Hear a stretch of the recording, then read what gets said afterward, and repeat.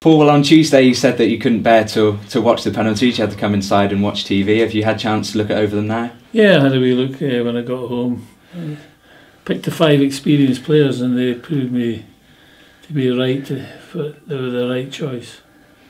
And in terms of the performance overall, just how pleased were you with the game? First half I was very disappointed, but I do feel it was a contributing factor. Was the running they had to do in the game on Saturday. They took that into the game, I think, and struggled. To be fair to Coventry, it could have been a couple up in the first half.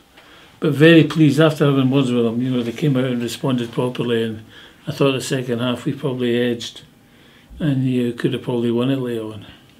And how much confidence can you take from the fact that there's 2 games unbeaten now, and obviously Coventry a division higher as well? Hopefully the players will take the appropriate confidence from those 2 games, being appreciative that we're playing a team, a free scoring team. They score goals every game they play. So it's going to be a difficult game for us on Saturday. We've got to be positive in our approach. We're the home game. We've got to take the game to them, but it's important. We're appreciative to keep the back door closed. 2 clean sheets in a row would be nice to have 3. And obviously Mark Laird and Ryan Dixon played 90 minutes as well. Was it nice to have some of that experience back in the side? Well, 2 experienced players come back, back into the side with 2 reasonable results. I think that talks volumes.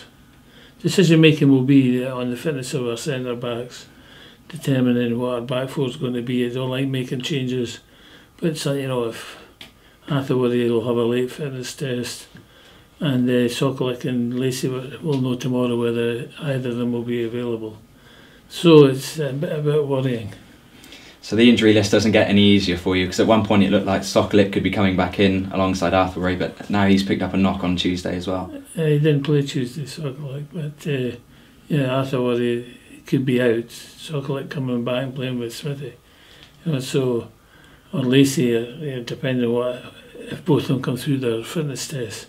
I'm hopeful Stephen will be available, but as I said, I don't want to make too many changes from the team. Dixon's played now 2 90 minutes in a short space of time, and Laird got through his first one. Just got to be a bit wary of those 2 that I don't overstretch them in any form and they pick up other injuries. And looking ahead to the game against Dagenham on Saturday, what kind of match are you expecting? Very difficult game. They play an open type game. We've got some quality players that have played in the Premier League in the past. Hoyt and Norsworthy are 2 players that have done very well in their careers and have come in to bolster their back four.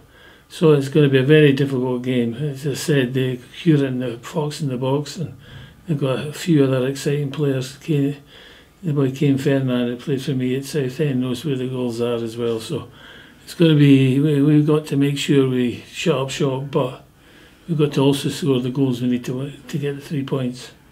So if you look at the league table, it's a game, even though at an early stage of the season, it could have some importance come May. It's only 3 points. That's the first thing, and at the end of the day, yes, what the annoying thing for me would be getting taken in the bottom 2. 3 points for us on Saturday takes us further up the league, and I think that's what we've got to aim for. And how nice would it be to start to go on a run of games, which is one thing that hasn't happened this season, where there's been a run of successful results? Well, if we take Tuesday night as a win, which it is, and if we could win on Saturday, I can't remember the last time that we put 2 wins together, so that would be a nice thing to kick-start our season. And how are the players feeling at the moment, especially on the back of 2 results like that? Obviously, we've rested them again today because too few have carried the load. So how do we walk, how do we swim? They're coming back for lunch. We'll have a wee team meeting about certain aspects of Tuesday's game, and then it's all guns blazing tomorrow to get ourselves in do all the right things tomorrow for Saturday's game.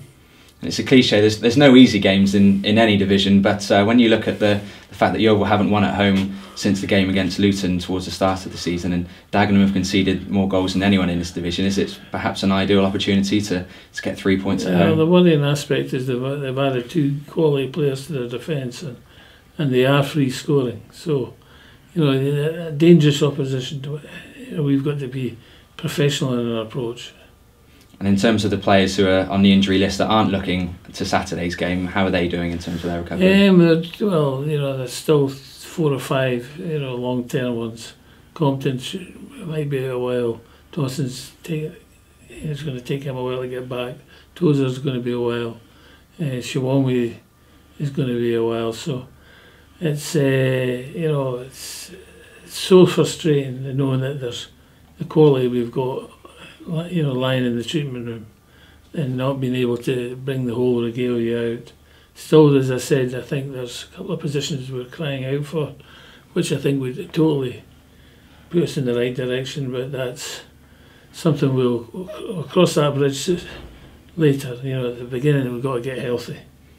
And you mentioned in the week that there will be some players who'll be looking to move on in January to allow some experience to come in. Is this now a chance for players as well to prove their worth to you? Yeah, I think that's important. There's a couple of players who have made a decision on already. They've got to be told as quickly as possible, so their opportunity to get their agents get them on loan somewhere and get them playing regular football. I don't want anybody here that I've made my mind up about. And at the end of the day, it's the managers. It's a hard job at times, but I like to think it's important that you tell them the truth.